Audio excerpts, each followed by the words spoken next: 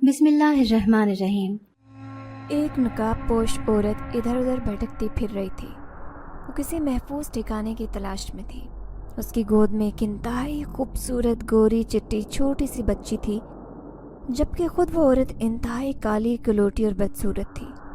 وہ کہیں سے بھی اس کی اولاد نہیں لگ رہی تھی، لیکن آج وہ اس بچی کی خاطر ہی رات کے 2 بجے اس بھیانک قبرستان میں بھٹکتی پھر رہی تھی۔ وہ چاہتی تھی کہ کسی جگہ اس معصوم بچی کو چھپا دے، کیونکہ نہ صرف اس کی بلکہ اس معصوم بچی کی جان بھی خطرے میں تھی۔ لوگ اسے جان سے مارنا چاہتے تھے، لیکن وہ چاہتی تھی کہ ہر صورت اس بچی کی جان بچ جائے، کیونکہ یہ بچی جس کی اولاد تھی، اس عورت کے اوپر ان کے بڑے بڑے احسانات تھے۔ پھر بالآخر اسے کوئی ٹھکانہ نہ ملا تو اس نے ایک بڑی سی پرانی قبر کے پاس اس بچی کو بٹھایا اور خود آخری بار اس پر نگاہ ڈالتی ہوئی وہاں سے فرار ہو گئی۔ آدھی رات کو قبرستان میں بھیانک سناٹا پھیلا ہوا تھا۔ یہاں پر بندہ نہ بندے کی ذات تھی، لیکن تھوڑی دیر بعد 4 لوگ ایک طرف سے آتے ہوئے دکھائی دیے۔ وہ مختلف قبروں کے پاس سے جا رہے تھے، اپنے پیاروں کو یاد کر رہے تھے۔ آدھی رات کو بھلا قبرستان میں کون آتا ہے؟ لیکن تب ہی ان کی نظر اس چھوٹی سی خوبصورت بچی پر پڑی۔ ان کی حیرت کی انتہا نہ رہی۔ اب وہ چاروں بچی کے ارد گرد گھیرا ڈال کر کھڑے تھے۔ نہ جانے اس معصوم بچی کے ساتھ کیا ہونے والا تھا، اس کا مستقبل کیا ہوگا؟ کیا وہ بچی اس چنگل سے بچ جائے گی، یا پھر اس اندھیری رات میں ہمیشہ کے لیے اس کی قسمت بدل جائے گی؟ اسلم آدھی رات کو اپنی نوکری سے واپس آ رہا تھا۔ وہ ایک بہت بڑی فیکٹری میں مزدور تھا، جہاں پر دیر سویر ہونا معمول کی بات تھی۔ آج وہ خوش تھا کہ اس کی نائٹ کی ڈیوٹی بھی لگ گئی۔ ڈبل ڈیوٹی ہونے کی وجہ سے پیسے بھی ڈبل ملتے، لیکن اچانک ہی آدھی رات کو مشینری خراب ہونے کی وجہ سے اس پر شدید مایوسی طاری ہو گئی تھی، اور 2 بجے ہی سارے ورکرز کی چھٹی ہو گئی۔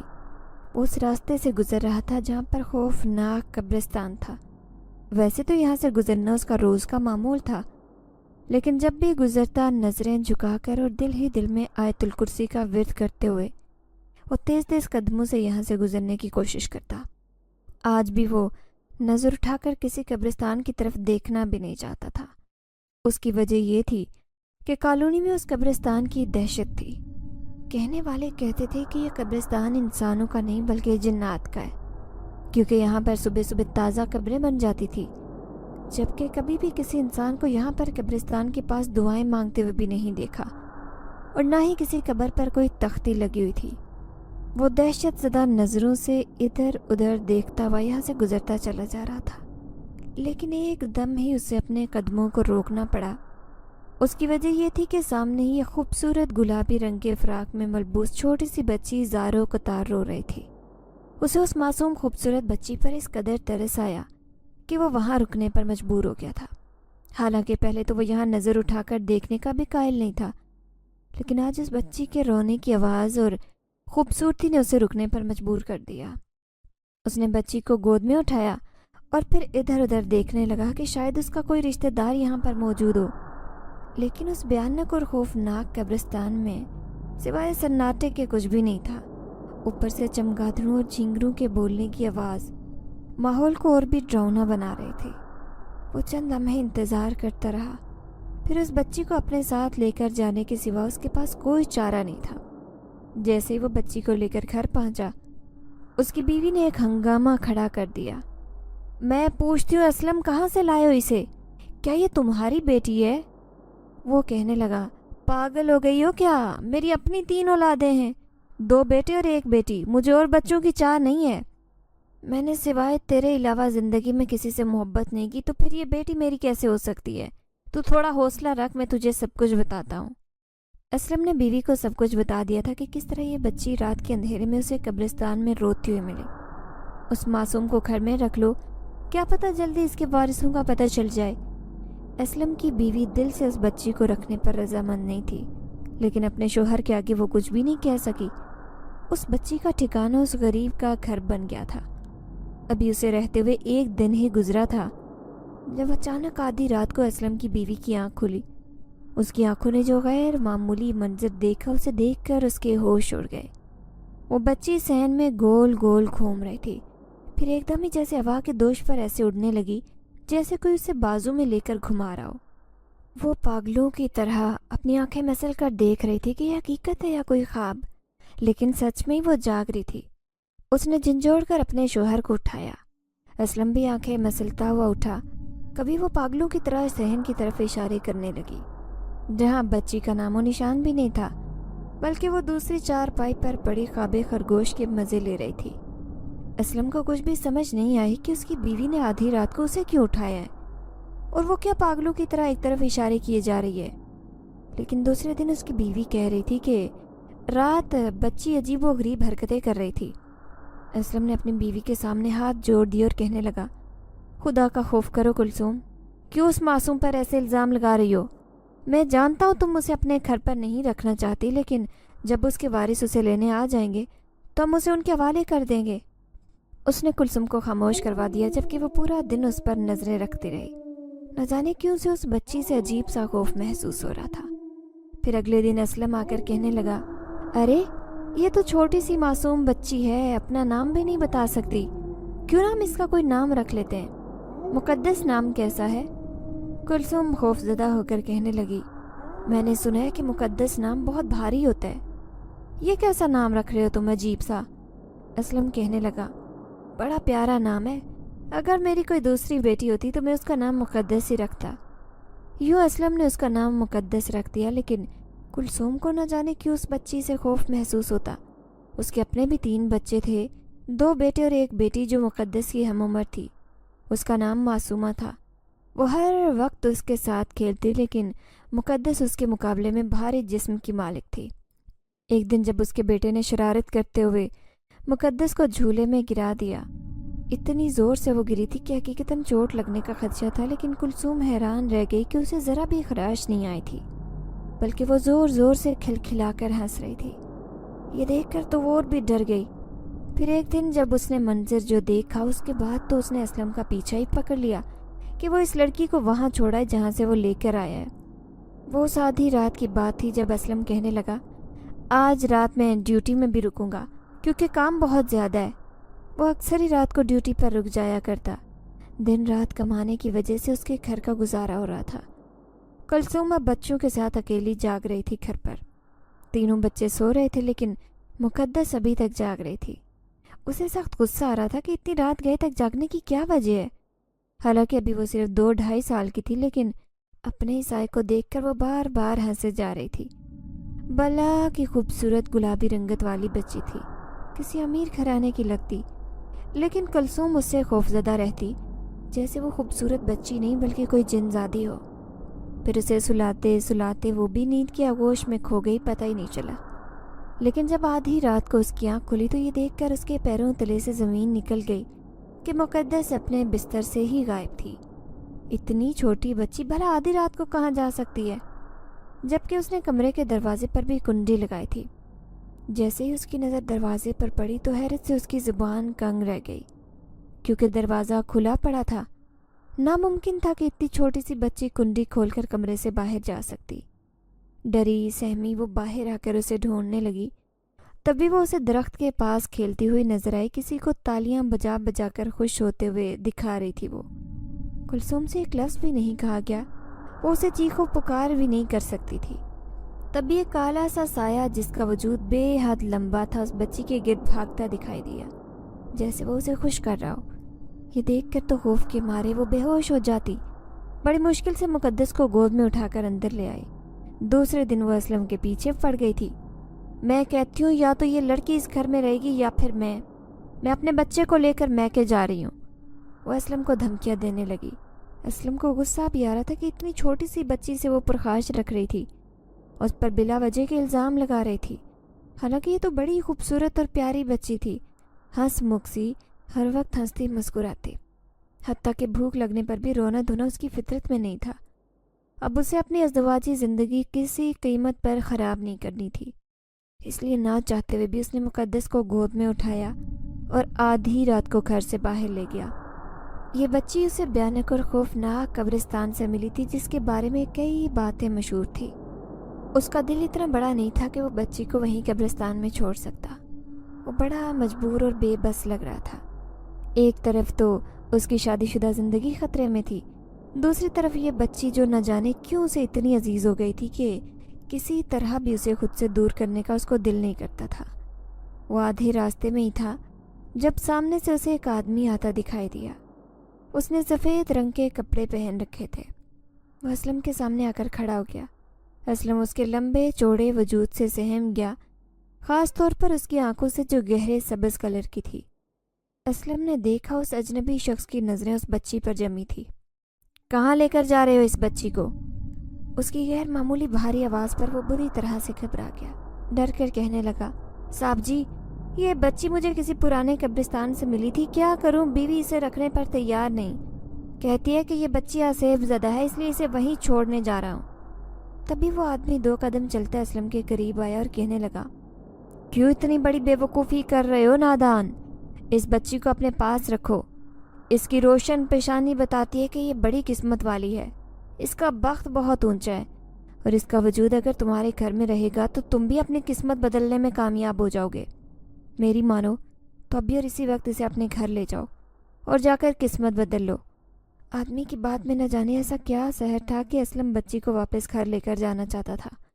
وہ اس آدمی کا شکریہ ادا کرتا فوراً ہی گھر چلا آیا۔ ویسے بھی اس کا دل نہیں مان رہا تھا کہ معصوم مقدس کو وہ اس خوفناک قبرستان میں اکیلا چھوڑے۔ وہاں پر جنگلی جانور کا بھی خدشہ تھا جو اسے لمحے بھر میں چیر پھاڑ کر ختم کر دیتے۔ بیوی نے جب اسے مقدس کے پاس واپس آتے ہوئے دیکھا تو وہ غصے سے پاگل ہو گئی۔ اسلم جلدی سے اسے سمجھاتے ہوئے کہنے لگا، دیکھ، مجھے راستے میں ایک آدمی ملا تھا، اس نے مجھے کہا ہے کہ یہ بچی جس گھر سے تعلق رکھتی ہے وہ آدمی کروڑ پتی ہے اور جلدی بچی کو ڈھونڈتا ہوا یہاں پہنچنے والا ہے، یوں سمجھ کے اس کی وجہ سے ہم بھی امیر ہو جائیں گے۔ کب تک میں ڈبل ڈیوٹی کر کے اپنا گھر چلاؤں گا؟ کل کو ہمیں اپنے بچوں کو بھی پڑھانا ہے، اپنے بچوں کے مستقبل کے لیے بھی کچھ کرنا ہے، کیا پتہ وہ امیر آدمی ہمیں کوئی نام دے کر ہی چلا جائے۔ اسلم نے جھوٹ کا سہارا لیا۔ بادل نخواستہ کلثوم اسے اپنے گھر پر رکھنے کے لیے تیار ہو گئی تھی۔ پھر سچ میں ہی اس بچی کے آ جانے سے ایک دم سے اسلم کی تنخواہ میں بھی اضافہ ہو گیا، لیکن شروع سے ہی کلثوم کو اس کے وجود سے ڈر لگتا تھا۔ وہ اسے کچھ کہتی بھی نہیں تھی، ہاں کبھی کبھار اس کے بچے اسے مار دیتے تو مقدس بدلے میں پلٹ کر ایسا وار کرتی کہ بچے کئی گھنٹے تک روتے رہتے۔ کلثوم کو اس سے عجیب سی چڑ ہو گئی تھی۔ پھر وقت تیزی سے گزرنے لگا۔ آخر کار مقدس جوانی کی دہلیز پر آ پہنچی۔ اب وہ 18 سال کی ہو چکی تھی۔ وہ بلا کی گوری رنگت والی بچی جوان ہونے کے بعد تو کسی پری سے کم نہیں لگتی تھی۔ اوپر سے محلے پڑوس کے لوگ آ کر کلثوم سے کہتے کہ ارے کلثوم، تمہاری بیٹی تو بہت سانولی ہے، لیکن یہ لڑکی تمہاری نہیں لگتی۔ کلثوم غصے سے انہیں کہتی کہ ہاں، یہ میری سگی بیٹی نہیں ہے، بلکہ یہ تو میں کچرے کے ڈھیر سے ملی تھی۔ اس کا یہ جواب سن کر مقدس بڑی اداس رہتی۔ وہ حیران ہوتی کہ کلثوم اسے اپنی سگی اولاد کی طرح نہیں چاہتی، بلکہ اسے غیروں والا سلوک کرتی ہے، جبکہ اسلم کو وہ ابا ہی کہتی تھی، کیونکہ اسلم مجھ سے بہت پیار کرتا تھا۔ وہ بھی ہر چیز اپنی بیٹی کے لیے لے آتا جو وہ لازمی مقدس کے لیے بھی لاتا۔ یہی وجہ تھی کہ دونوں کالج میں پڑھتی تھی۔ جس فیکٹری میں اسلم کام کرتا تھا وہاں پر وہ انچارج بن چکا تھا، لیکن اس کی تنخواہ میں اتنا اضافہ نہیں ہوا تھا۔ یہی وجہ تھی کہ کلثوم کبھی کبھار غصے میں اسے کہتی کہ تم تو کہتے تھے کہ اس منحوس سیب زدہ لڑکی کے نہ جانے آنے سے ہماری کتنی قسمت بدل جائے گی، دیکھو کہاں بدلی ہماری قسمت، ہم وہیں کے وہیں ہیں، آج تک اپنا گھر تک نہیں بنا سکے۔ اسلم اسے اللہ کا شکر ادا کرنے کا کہتا تو وہ اسے سمجھاتا کہ پھر بھی ہمارے کئی لوگوں سے حالات زیادہ بہتر ہیں، ہمارے بچے پڑھ رہے ہیں اور کبھی نہ کبھی انشاءاللہ ہم اپنا گھر بھی بنا لیں گے۔ لیکن کلثوم کو گھر کے حالات بدلنے کی اتنی امید نہیں تھی، جبکہ مقدس اس وجہ سے پریشان رہتی کہ آخر اس کے ماں باپ کون تھے جو اتنے ظالم تھے کہ اس کے رات کے اندھیرے میں ایک قبرستان میں چھوڑ کر چلے گئے۔ اب وہ اس بات کو سوچ کر پریشان رہتی۔ کالج میں اس کی صرف ایک سہیلی تھی جس کا نام مریم تھا۔ وہ مریم سے اپنے دل کی باتیں کرتی اور کہتی کہ میں نے آج تک اپنے ماں باپ کو نہیں دیکھا، جنہوں نے مجھے پالا ہے ان کا مجھ پر بڑا احسان ہے، جب موقع ملا تب میں ان کا یہ احسان ضرور چکاؤں گی۔ مریم ڈرتے ڈرتے اس سے کہتی، مقدس، تمہارے بارے میں ایک بات مشہور ہے، کالج کی لڑکیاں کہتی ہیں کہ تمہارے اوپر اثرات ہیں۔ یہ سن کر وہ مسکرائی، پھر مسکراتے ہوئے کہنے لگی، یہ بات تو میں نہیں جانتی کہ مجھ پر اثرات ہیں یا نہیں، لیکن ہاں کوئی ہے جو میری حفاظت کرتا ہے، مجھے کسی بھی نقصان سے بچاتا ہے، اور یہ احساس بہت خوبصورت ہے۔ میں بھی اس سے ملنا چاہتی ہوں کہ وہ کون سی ایسی طاقت ہے جو مجھے کوئی نقصان نہیں پہنچنے دیتی۔ مریم حیران ہو کر کہتی، کیا تمہیں اس بات پر ڈر نہیں لگتا؟ مقدس ہنس کر کہتی، نہیں بالکل بھی نہیں، بلکہ میرے اندر تو ان چیزوں کے لیے بہت سے جذبات ہیں کہ کبھی کاش وہ میرے سامنے بھی آ جائیں۔ وہ یہی باتیں کر رہی تھی، پھر پیدل ہی گھر کی طرف جانے لگی۔ معصومہ اس کے ساتھ ہی تھی۔ پھر شام ہوئی تو وہ اپنی دوست مریم کے گھر جانا چاہتی تھی کیونکہ اسے ایک اہم اسائنمنٹ تیار کرنا تھا۔ وہ کلثوم سے اس کی اجازت مانگ رہی تھی۔ کلثوم تنک کر کہنے لگی، تمہیں میری اجازت کی کیا ضرورت ہے؟ وہ ہے نا تمہارے ناز نخرے اٹھانے والا تمہارا باپ اسلم، اسے جا کر کہو۔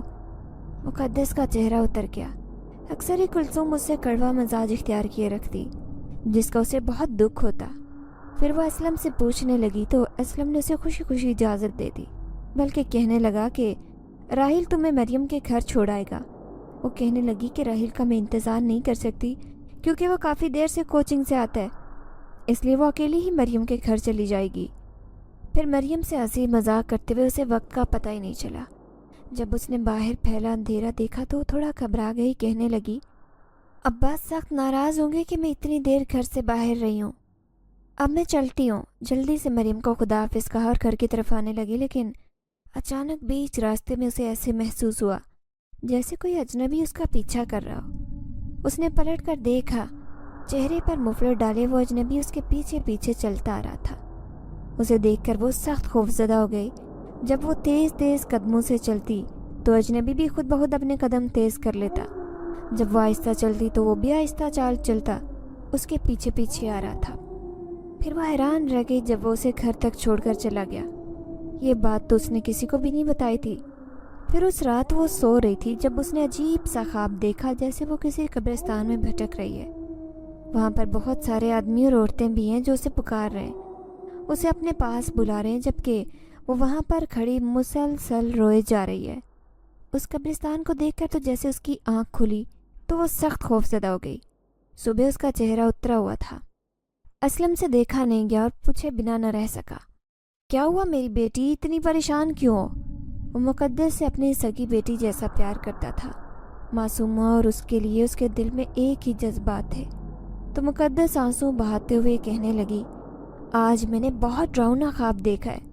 ایسے لگ رہا تھا جیسے میں قبرستان میں ہوں اور وہاں پر بہت سے مرد اور عورتیں موجود ہیں، وہ سب مجھے اپنے پاس بلا رہی تھی۔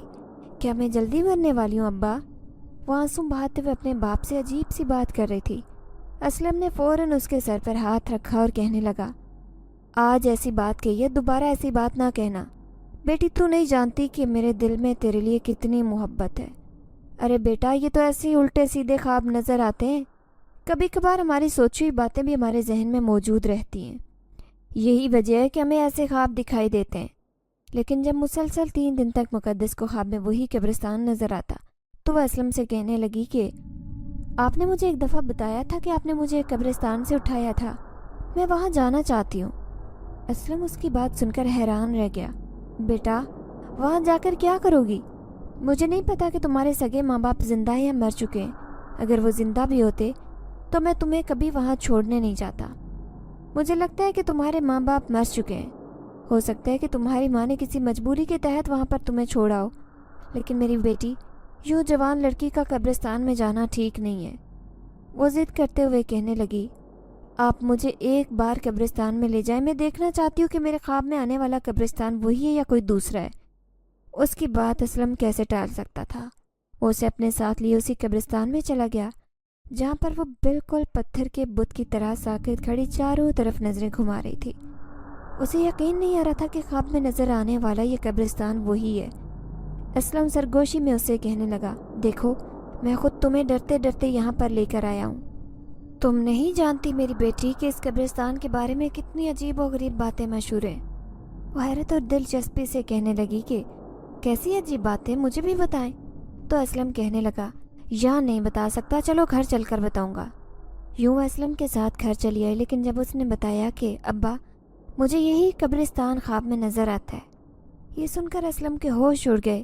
وہ کہنے لگا، مجھے تم یہیں سے ملی تھی، وہ بھی رات کے 2 بجے، لیکن تم نہیں جانتے کہ یہ انسانوں کا نہیں بلکہ جنات کا قبرستان ہے۔ یہاں سے رات کے وقت گزرنا تو دور کی بات ہے، دن کے وقت بھی لوگ گزرتے ہوئے ڈرتے ہیں۔ تمہیں یہ خواب میں کیوں نظر آ رہا ہے؟ میں اس بات پر پریشان ہوں بیٹا، میں تمہیں کسی مولوی کے پاس لے کر چلتا ہوں۔ یہ سن کر وہ زور سے ہنسی اور کہنے لگی، ہرگز نہیں ابا، مجھے ایسی باتوں سے ڈر نہیں لگتا اور آپ کو بھی خوف زدہ ہونے کی ضرورت نہیں۔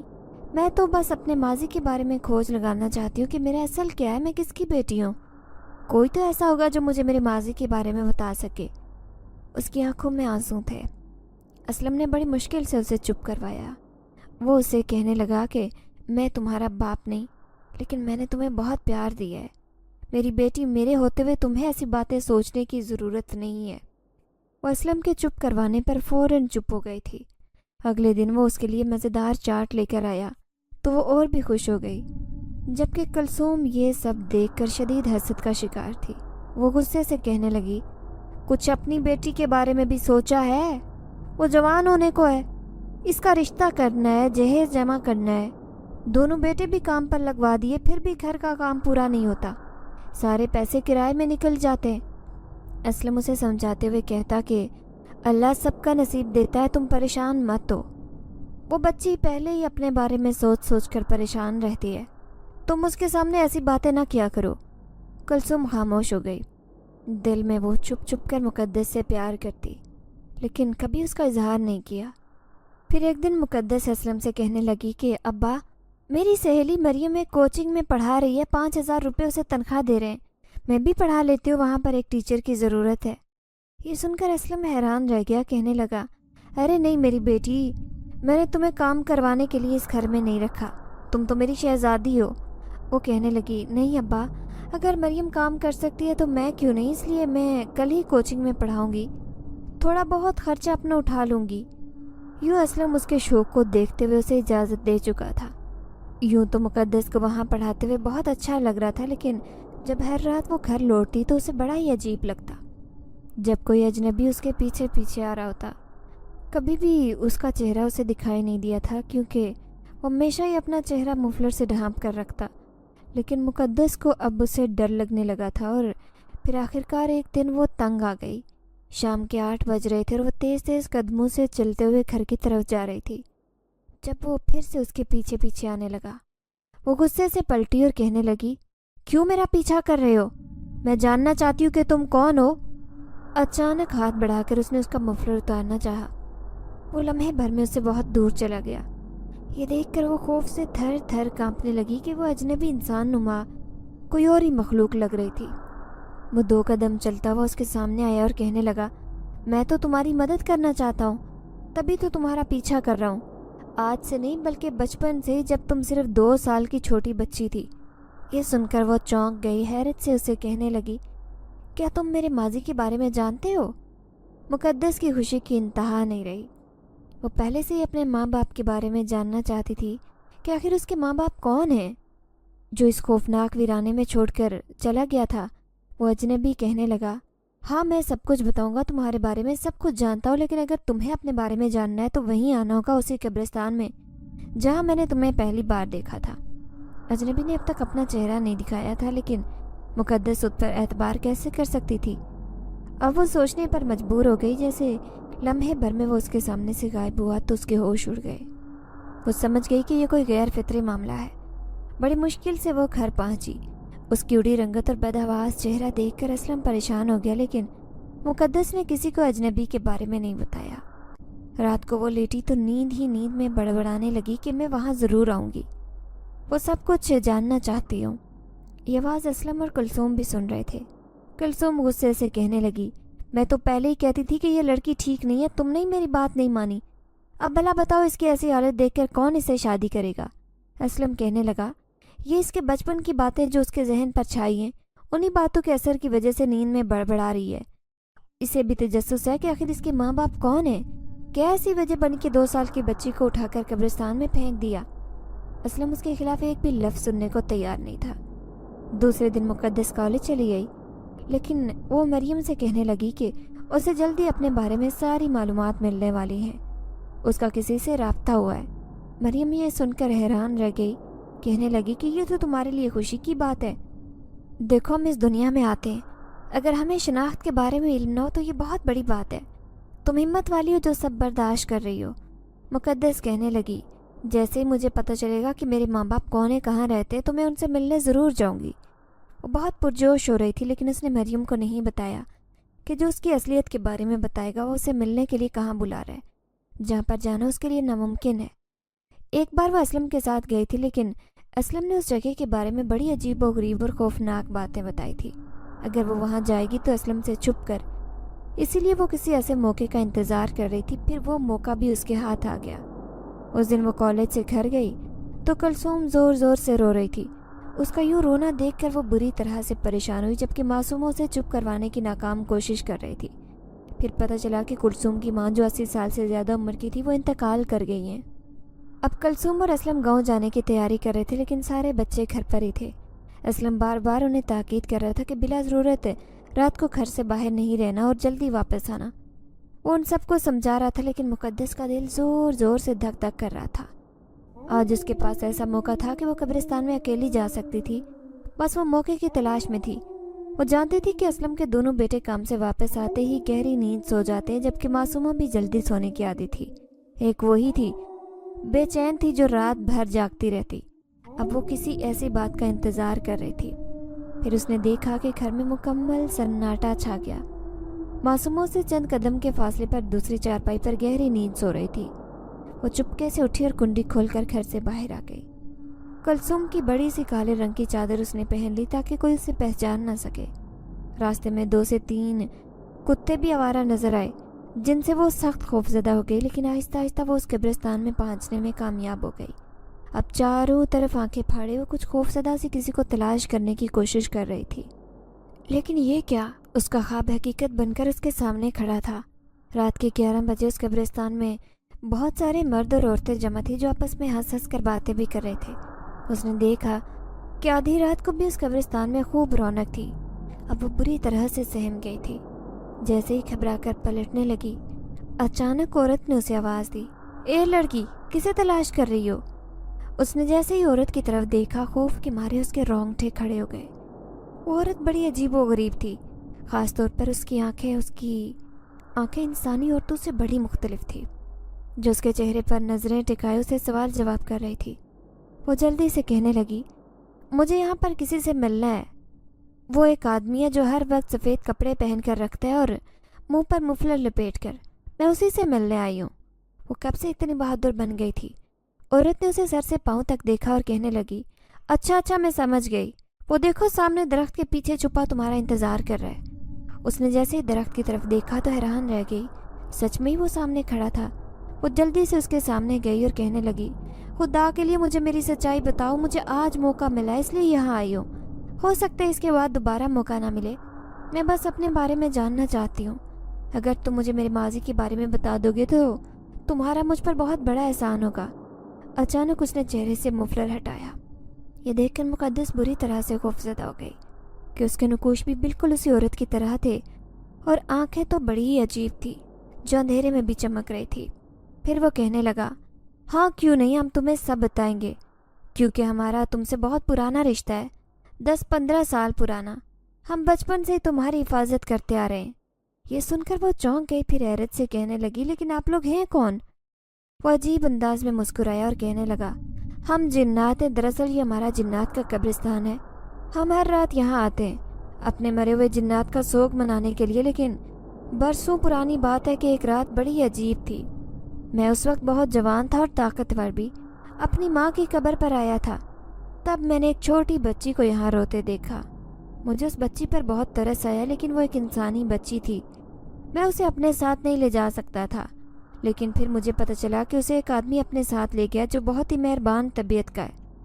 اب میں خوش تھا کہ بچی محفوظ ہاتھوں میں چلی گئی، لیکن ایک دن واپس اسے چھوڑنے آ رہا تھا، یہ دیکھ کر مجھے سخت غصہ آیا، لیکن میں نے اس آدمی کو سمجھایا کہ اگر تم اس بچی کو پاس رکھو گے تو جلد تمہاری قسمت بدل جائے گی، وہ جنات میں ہی تھا میری بیٹی، وہ آدمی وہی تھا جس نے تمہیں پال پوس کر جوان کیا۔ مقدس خوف کے مارے پیلی پڑ گئی، اسے اس آدمی سے بہت ڈر لگ رہا تھا جو ایک جن ذات تھا اور وہ اسے اس کی کہانی سنائے جا رہا تھا۔ پھر اس نے مقدس کی طرف دیکھا اور کہنے لگا، تو تم اس آدمی کے ساتھ چلی گئی، لیکن میں تمہارے بارے میں پتہ لگانا چاہتا تھا کہ کون اتنا ظالم انسان ہے جو تمہیں اس قبرستان میں چھوڑ کر چلا گیا۔ یہی جاننے کے لیے تمہارے لیے خاص عمل کیا، تمہارے ماضی کے بارے میں جاننے کے لیے۔ پھر مجھے ایک جن زادی نے بتایا کہ تمہیں ایک عورت چھوڑ کر گئی تھی۔ مجھے اس عورت کے بارے میں معلوم ہو گیا۔ وہ ایک کچی بستی میں رہنے والی غریب عورت تھی۔ میں نے انسانی روپ بدلا اور اس کی بستی میں پہنچ گیا۔ وہ عورت مجھے سامنے دیکھ کر گھبرا گئی، لیکن مجھے پہچان نہیں سکی تھی کہ میں انسانی روپ میں جنات ہوں۔ میں اس سے کہنے لگا کہ میں نے تمہیں ایک بچی کے ساتھ دیکھا تھا اس پرانے قبرستان میں۔ سچ سچ بتا، وہ بچی کون تھی اور تم اسے وہاں کیوں چھوڑ کر گئی؟ میں نے اس کی اصلیت جان لی تھی، لیکن وہ کہنے لگی، صاحب جی میں کیا کرتی، وہ بچی، اس کی جان خطرے میں تھی۔ بیچاری 2 سال کی معصوم بچی تھی، لیکن اس کے ماں باپ اس سے جدا ہو گئے تھے، ایک ایکسیڈنٹ میں مر گئے۔ لاکھوں کروڑوں کی اس کی جائیداد تھی، اس کے باپ کی فیکٹریاں تھیں، سارے رشتہ داروں نے ان پر قبضہ کر لیا، لیکن یہ لڑکی ان کے لیے پھانس تھی۔ ایک دن میں نے سنا کہ اس بچی کی چچی اسے زہر دے کر مارنا چاہتی ہے، اسے جان چھڑانا چاہتی تھی۔ مجھ سے رہا نہیں گیا، میں اس بچی کو بچانے کے لیے کچھ بھی کر سکتی تھی، کیونکہ اس کی ماں کا مجھ پر بہت بڑا احسان تھا، اس لیے میں نے اسے وہاں سے اٹھایا۔ میں سوچ رہی تھی کہ کسی یتیم خانے میں پہنچا دوں گی، لیکن ایسی نوبت ہی نہیں آئی۔ ان ظالموں کو پتہ چل گیا کہ میں اسے لے کر فرار ہو گئی ہوں، وہ میرا پیچھا کرنے لگے۔ میں ان سے اسے بچانے کے لیے ہی اسے وہاں قبرستان میں چھپا کے آئی۔ اب آپ ہی بتائیں کہ میں نے اچھا کیا یا برا، لیکن آپ اس کے بارے میں کیوں جاننا چاہتے ہیں؟ کیا وہ بچی آپ کے پاس ہے؟ یہ سن کر میں اسے کہنے لگا، نہیں، لیکن جہاں ہے وہ محفوظ ہے، لیکن جب وہ بڑی ہوگی تو ضرور اپنے اوپر ہونے والے ظلم کا حساب لے گی۔ یہ کہہ کر میں واپس چلا آیا اور تمہارے رشتہ داروں نے تمہاری دولت پر قبضہ کر لیا۔ اگر میں تمہارے ساتھ ہوں گا تو تمہیں سب کچھ مل جائے گا، اس لیے کیا تم وہ سب کچھ حاصل کرنا چاہتی ہو؟ مقدس مسلسل روئے جا رہی تھی، یہ جاننے کے بعد بھی کہ اس کے ماں باپ اس دنیا میں نہیں ہیں۔ وہ واقعی ایک یتیم بچی ہے، لیکن اس کا اصل نام دعا تھا۔ وہ نفرت سے کہنے لگی، ہاں میں اپنی ہر چیز حاصل کر کے رہوں گی۔ میں جانتی ہوں کہ جنات بہت طاقتور ہوتے ہیں، آپ میری خاطر کچھ بھی کر سکتے ہیں، خدا کے لیے میرا ساتھ دیں، مجھے میرا حق دلوائیں۔ تبھی اس جنزاد نے مقدس کے سر پر ہاتھ رکھا اور کہنے لگا، ٹھیک ہے بیٹی، میں تمہارے ساتھ ہوں، پریشان ہونے کی ضرورت نہیں اور نہ ہی مجھ سے ڈرنا۔ میں ہر وقت تمہارے سامنے آتا رہوں گا جب بھی مجھے تمہاری ضرورت ہوگی۔ یہ کہتے ہی وہ اس کے سامنے سے غائب ہو گیا۔ وہ جلدی سے گھر آ گئی، لیکن اسے بہت کچھ پتہ چل گیا تھا۔ اب وہ اپنا سب کچھ حاصل کرنے کے لیے بے قرار تھی۔ ایک دن اس بنگلے کے سامنے کھڑی تھی جو اس کی ملکیت تھا، لیکن اس کے رشتہ داروں نے اسے جان سے مارنے کا فیصلہ کیا تھا۔ اس کی زندگی چھیننے والے یہ بھلا کون ہوتے ہیں؟ کہتے نا کہ جسے خدا رکھے اسے کون چکھے۔ اسلم اس کے ساتھ ہی تھا۔ اس نے جب اپنی اصلیت کی کہانی اسلم کو بتائی تو اسے یقین نہیں آیا۔ وہ کہنے لگا، تمہیں یہ بات کس نے بتائی ہے؟ مجھے سچ سچ بتاؤ۔ مقدس اداس ہو کر کہنے لگی، ابا یہ بات چھوڑ دیں کہ مجھے حقیقت کا کیسے علم ہوا، لیکن میں سب کچھ جان گئی ہوں۔ میں ایک بار آپ کے ساتھ وہیں جانا چاہتی ہوں، انہیں بتانا چاہتی ہوں کہ میں واپس آ گئی ہوں اپنا سب کچھ حاصل کرنے کے لیے جو میرے ماں باپ کا ہے۔ اب وہ اسلم کے ساتھ یہاں چلی آئی۔ جیسے ہی اندر آئی تو یہاں پر رہنے والے لوگ اسے دیکھ کر چونک گئے، کیونکہ وہ بالکل اپنی ماں جیسی تھی۔ ایک آدمی دوڑتا ہوا آیا اور بھاگ کر اسے اپنے آپ سے لپٹا لیا۔ میری بچی، میری دعا، مجھے یقین تھا کہ تم ضرور واپس آؤ گی۔ وہ اس کا دادا تھا جو اپنے جوان بیٹے اور بہو کو کھونے کے بعد نیم پاگل ہو گیا تھا، لیکن اس کا لالچی چچا ذرا فاصلے پر کھڑا اسے حیرت سے دیکھ رہا تھا۔ وہ غصے اور نفرت سے انہیں دیکھتے ہوئے کہنے لگی، آپ لوگوں نے تو مجھے جان سے مارنے میں کوئی کسر نہیں چھوڑی تھی، لیکن دیکھو میری جان خدا نے بچائی، اس خدا نے جو سب کی حفاظت کرتا ہے۔ اور اب آپ کی بھلائی سے میں ہے کہ یا تو میری ساری دولت مجھے واپس کر دیں یا پھر اس کے بدلے کے لیے تیار ہو جائیں جو خدا کی طرف سے آپ کو ملنے والا ہے۔ وہ بنا ڈرے سب سے بات چیت کر رہی تھی۔ اس کا چچا سخت خوفزدہ تھا۔ وہ آ کر کہنے لگا، ارے دعا بیٹی، مجھے یقین نہیں آ رہا کہ آج پورے 20 سال بعد تم واپس آ گئی ہو۔ تمہاری ساری چیزیں میرے پاس امانت کی طرح ہے، اس لیے تمہیں لڑائی جھگڑے کی ضرورت نہیں۔ پھر مقدس کہنے لگی، ٹھیک ہے ابھی تو جا رہی ہوں، لیکن جلد واپس آؤں گی پورے خاندان کو لے کر، جب تک آپ یہ بنگلہ خالی کر دینا۔ وہ اس بنگلے سے واپس آ گئی تھی، لیکن اس کا چچا اور اس کی چچی پلاننگ بنا رہے تھے اسے راستے سے ہٹانے کے لیے۔ لیکن وہ رات بڑی بھیانک تھی جب وہاں کچھ غیر فطری معاملات ہونے لگے۔ ایک ایسی چیز اس کے چچا کے سامنے آئی جسے دیکھ کر اس کے ہوش اڑ گئے۔ وہ جن زاد اس سے کہنے لگا، تم اس لڑکی کا مقابلہ نہیں کر پاؤ گے کیونکہ اس کے ساتھ بہت سی طاقتیں ہیں، اس لیے بہتر ہوگا کہ اس کے سامنے پسپا ہو جاؤ۔ میں نے بھی 18 سال تک انتظار کیا، وہ میری بیٹی ہے، بس اسے اس بات کا علم نہیں۔ یہ کہہ کر وہ جب اس کے سامنے چچا کے سامنے سے غائب ہوا تو یہ دیکھ کر دونوں میاں بیوی کے ہوش اڑ گئے۔ اب راتوں رات انہوں نے بنگلہ خالی کر دیا۔ اگلے دن بڑی ہی خوشیوں بھری رات آئی جب وہ کلثوم، اسلم اور اپنے 3 بہن بھائیوں کو لے کر اس بنگلے میں چلی آئی۔ اس کا دادا ابھی بھی بنگلے میں موجود تھا، لیکن اس کی ساری دولت جائیداد اسے مل گئی تھی۔ وہ جانتی تھی کہ ابھی وہ بہت زیادہ طاقتور ہے، کوئی بھی اس کا مقابلہ نہیں کر سکتا۔ اسلم اور کلثوم کو یقین نہیں آ رہا تھا کہ وہ لڑکی جسے انہوں نے پچھلے 18-20 سال سے پال پوس کر جوان کیا تھا، وہ اس قدر کروڑوں کی جائیداد کی مالک نکلے گی۔ لیکن اسلم اس رات کو کیسے بھول سکتا تھا جب وہ آدمی اس کے سامنے آیا۔ اسی نے تو اسے کہا تھا کہ ایک دن یہ لڑکی تمہاری قسمت بدل دے گی، اس لیے اسے اپنے گھر میں رکھو، اسے پال پوس کر جوان کرو۔ کلثوم کی خوشی کی انتہا نہ رہی۔ مقدس نے جتنی محرومیاں زندگی میں دیکھی تھی اب وہ ان سے بہت آگے نکل چکی تھی، لیکن جب اس نے اپنے سگے ماں باپ کی تصویر دیکھی، خاص طور پر اپنی ماں کی تصویر، تو اس کی آنکھوں میں موٹے موٹے آنسو تھے۔ کلثوم نے اس کے سر پر ہاتھ رکھا اور کہنے لگی، مجھے معاف کر دو بیٹی، میں نے کبھی تمہیں ماں باپ والا پیار نہیں دیا۔ مقدس آنسو صاف کرتے ہوئے کہنے لگی، آپ نے پیار دیا ہو یا نہ دیا ہو، لیکن میں نے آپ کو اور ابا کو ہمیشہ سگے ماں باپ ہی سمجھا ہے۔ میں تو اس پر رو رہی ہوں کہ میری شکل بالکل میری ماں جیسی ہے، اور وہ بھری جوانی میں اس دنیا سے چلی گئی۔ انہوں نے اپنی زندگی کیسی گزاری ہے؟ کلثوم نے اسے گلے سے لگایا اور پھر اس نے اسلم سے کہہ کر معصومہ کی شادی اس قدر امیر گھرانے میں کروائی کہ جس نے بھی معصومہ کو دلہن بنے دیکھا وہ سب حیران رہ گئے۔ پل بھر میں ان سب کی قسمت بدل گئی تھی، لیکن آج رات مقدس خاص طور پر اس اجنبی کا شکریہ ادا کرنے وہیں جا رہی تھی جہاں کے بارے میں لوگ کہتے تھے کہ وہ قبرستان انسانوں کا نہیں بلکہ جنات کا ہے۔ لیکن مقدس نے پہلے کبھی ان چیزوں سے بھی ڈر محسوس نہیں کیا تھا، اور نہ ہی اسے اب لگتا تھا، بلکہ اس کی نظریں اب کسی کو تلاش کر رہی تھی۔ تھوڑی ہی دیر کے بعد وہ اس کے بالکل سامنے موجود تھا۔ میں کیسے آپ کا شکریہ ادا کروں؟ آپ نے تو میری زندگی بدل دی۔ وہ جنات مسکرایا اور کہنے لگا، اس کے پیچھے بھی ایک راز ہے۔ جو میں نے تمہاری اتنی مدد کی، ساری زندگی تمہاری حفاظت بھی کی، کیونکہ میرے ہاں بھی کوئی اولاد نہیں تھی۔ جب میں نے تمہیں پہلی بار اس قبرستان میں دیکھا تھا تو دل چاہتا تھا کہ تمہیں پال پوس کر جوان کروں، تمہیں ہمیشہ اپنے پاس رکھوں، لیکن تم ایک انسان کی بچی تھی، میں بھلا تمہیں کیسے اپنے پاس رکھ سکتا تھا؟ ایسے تو تمہاری پوری زندگی ہی بدل جاتی۔ لیکن یہ ہے کہ میں نے جب ہی سے تمہیں اپنے دل سے بیٹی بنا لیا تھا اپنی، اسی لیے بس اب تم مجھے اپنی دعاؤں میں ہمیشہ یاد رکھنا۔